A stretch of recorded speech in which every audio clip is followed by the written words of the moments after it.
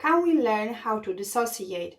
Many people, when they talk about dissociation, they describe it as automatic response. On the other hand, we're going to have people who are actually able to learn how to enter and how to apply dissociation, because maybe they're faced with ongoing, very stressful life situations where maybe they are experiencing physical, also emotional distress. These deliberate dissociations, they can be observed in, for example, war veterans and also athletes, because during their training, their bodies are being pushed to their limits, so their body is experiencing extreme distress.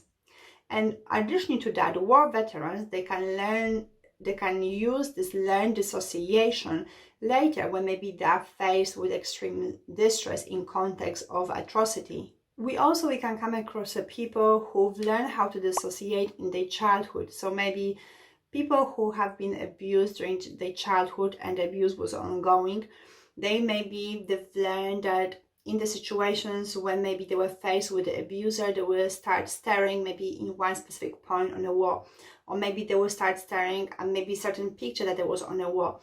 And that was the form of dissociation. We could have people who would just say that every time when they were faced with the abuser, they would have this imaginary situation where they would escape while they were abused. And with time, the more they went into that image, it just became more of automatic response for them. And that's how they end up actually learning how to dissociate. So every time when they were faced with the abuser, their mind would just go straight into that image where they would feel much more comfort than in their reality. Other people, they might have developed a rocking behavior as a soothing strategy. So every time maybe when they felt distressed, every time when they were faced with any difficulties, they would start rocking. And that can happen, and this can happen to an extent where a person actually is not even aware that they're doing it.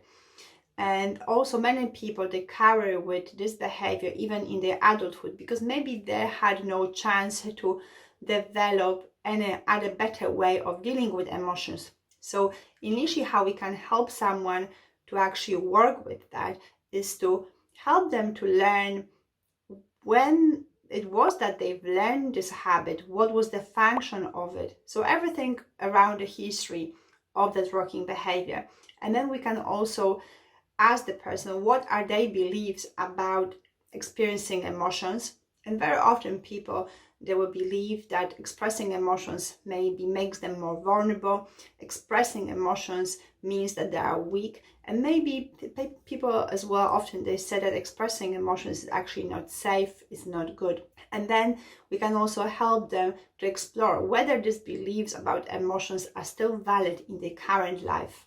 And then we can see with the person whether there are any other better ways for them to deal with their distress. That will be it for today. And if you enjoyed this video, then please like it and subscribe.